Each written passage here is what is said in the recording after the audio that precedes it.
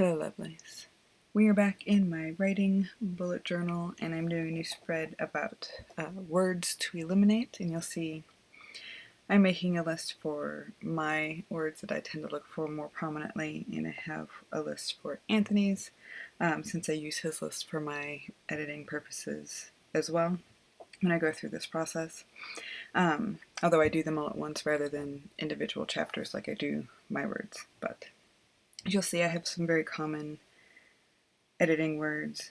To be verbs is one of my big ones, Anthony's too. I tend to like about 5 a page average. Sometimes it goes a little over, sometimes I don't have any, which is awesome.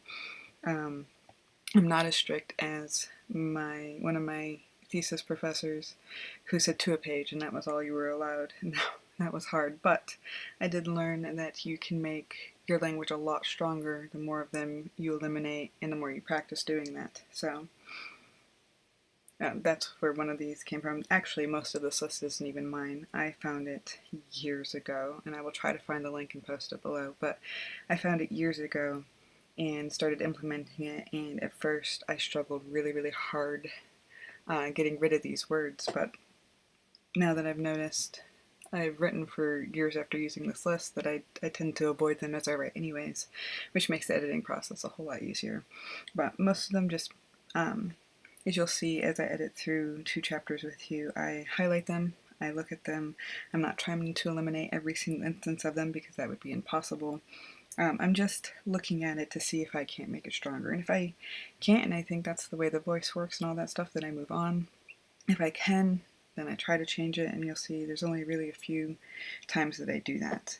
One of the words I had that somebody commented on was the word fingers.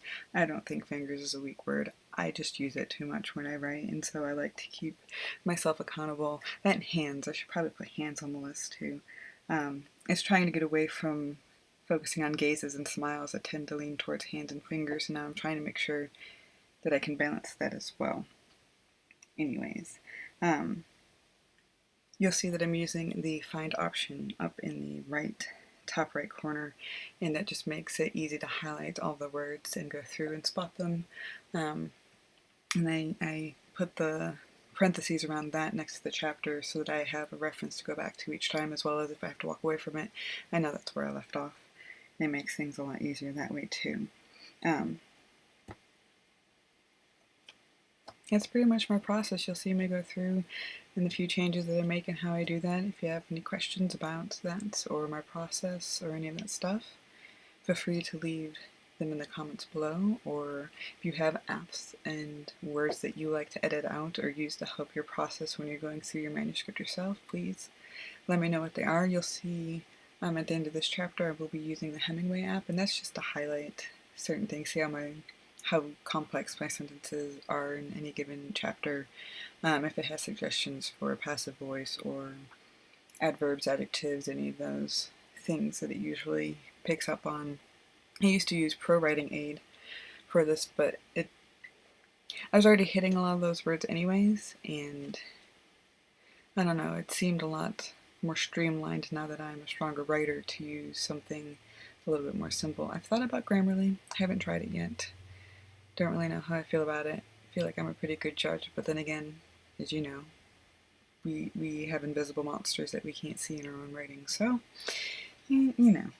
Anyways, if you have experience with those things, I'd love to hear about them, but that's stage 2 of my editing process. I have 3 or 4 more to go, so I'm going to get on that. Thanks for watching, guys. I'll see you here in a little bit with a new video.